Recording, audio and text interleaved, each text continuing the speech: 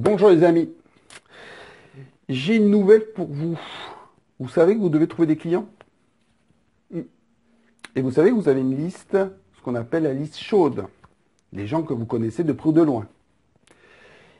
Et peut-être que vous savez déjà, si vous êtes dans le marketing de réseau depuis un certain temps, que c'est sûrement la plus difficile des listes à utiliser. C'est bizarre quand même, hein? J'ai une question à vous poser. Supposons que demain, vous ouvrez un commerce.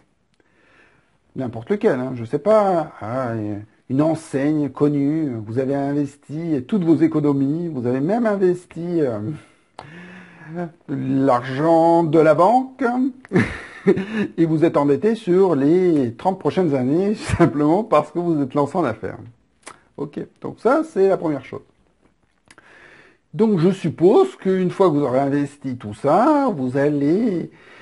Allez, on va prendre un exemple. Tiens, vous avez pris une boulangerie, vous avez acheté une boulangerie, vous vous êtes installé comme boulanger, ça fait des années que vous vouliez faire ça, et maintenant vous êtes boulanger.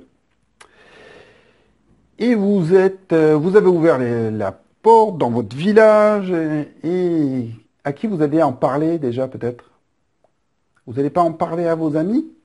Ou votre meilleur copain, vous allez lui dire, oh, j'ai une boulangerie maintenant, hein, donc tu viens acheter le pain chez moi, hein.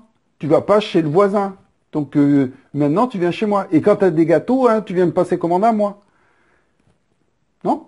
Vous allez le faire naturellement. Tous vos copains, votre famille, vos cousins, tous ceux qui habitent dans une zone d'achalandise intéressante et qui ne sont pas obligés de faire 50 km pour pouvoir venir acheter du pain chez vous, ben vous allez leur dire. Même ceux qui sont à 50 km, vous allez leur dire parce que vous allez leur dire, si tu connais quelqu'un qui habite près de chez moi ou qui habite près de la boulangerie, ben il faut qu'il vienne acheter le pain chez moi.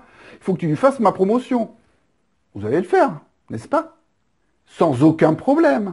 Vous allez être enclin à en parler à tout le monde de ce qui est votre business, que vous avez ouvert une boulangerie. À aucun moment, vous allez garder... Ah non, il faut pas le dire que j'ai une boulangerie. Ben si, vous allez le dire à tout le monde.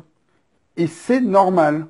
Parce que les gens qui vous connaissent, qui vous apprécient, ont envie de faire votre succès. Alors, je ne dis pas qu'ils vont venir tout le temps, mais au moins, ils vont venir une première fois. Si ce qu'ils ont goûté, ça leur plaît, bah, ils ne sont pas plus idiots que les autres, hein. Normalement, ils vont revenir. D'accord?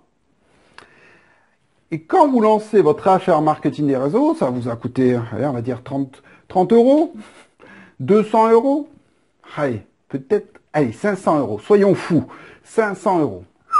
Là, bon, je pense que vous n'avez pas eu besoin de prendre toutes vos économies et vous n'avez pas eu besoin non plus de faire un emprunt à la banque.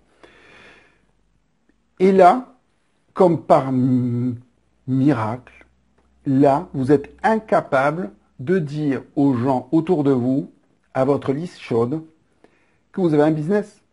Alors, vous en avez deux, c'est vrai. Quand vous démarrez dans le marketing de réseau, vous en avez deux. Vous avez la vente des produits et des services, et de l'autre côté, vous avez une opportunité d'affaires. La possibilité de pouvoir développer une affaire. Mais qu'est-ce qui se passe là? Pourquoi à ce moment-là, vous êtes incapable de dire aux gens que vous connaissez, viens voir, j'ai quelque chose pour toi.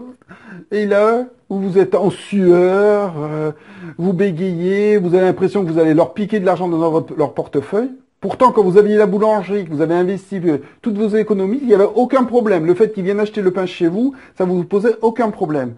Et là, vous êtes déconfit parce que vous demandez à quelqu'un de pouvoir venir, des personnes que vous connaissez, de venir utiliser vos produits ou de venir découvrir votre opportunité d'affaires. Il y a quelque chose qui est pas en adéquation. D'un côté, on est prêt à le faire, hein, et de l'autre côté, on a peur de le faire. Il faut vraiment prendre conscience de ça. Les gens que vous connaissez, mais ils vous veulent du bien normalement. Donc il n'y a pas de problème. Vous pouvez même leur demander de découvrir vos produits. Il n'y a pas de peur à avoir. C'est normal que quand vous lancez un commerce, que vous vous adressiez aux personnes que vous connaissiez. C'est les premières personnes à qui vous allez vous adresser. C'est pas avec forcément ces personnes-là que vous allez développer votre business sur la durée. Mais par contre, c'est le fait de pouvoir démarrer, avoir Se dire, ben voilà, ah ben oui, j'ai réussi à vendre un produit. Ah ben c'est que ça fonctionne. Ah ben j'ai réussi à intéresser une personne. Ah ben voilà, le business intéresse. Et voilà. Et vous allez pouvoir commencer à vous entraîner avec ce marché chaud pour après que ça soit facile de pouvoir vous adresser à des personnes que vous ne connaissez pas. Le marché froid. Réfléchissez à ça. Il y a un vrai intérêt de bien faire cette liste de noms, parce que quand on demande à quelqu'un de faire sa liste de noms, on dirait qu'aujourd'hui c'est désuet, mais il faut arrêter de dire ça, quoi. On a tous des gens que l'on connaît. Arrêtez de penser que avec vos réseaux sociaux. Bien sûr, vous pouvez très bien être en train de créer une relation avec vos réseaux sociaux. Mais pensez aussi aux gens que vous côtoyez tous les jours. Si vous rencontrez quelqu'un et que vous lui parlez pas que vous avez un commerce, comment voulez-vous qu'il sache? Si vous aviez une boulangerie et qu'il était dans le même village que vous serez en train de lui dire, bon, hein, tu penseras venir acheter du pain chez moi? Non? Est-ce que j'ai pas raison? Ah si, j'ai raison. Hein. Allez, bonne journée à tous. Au revoir et à bientôt.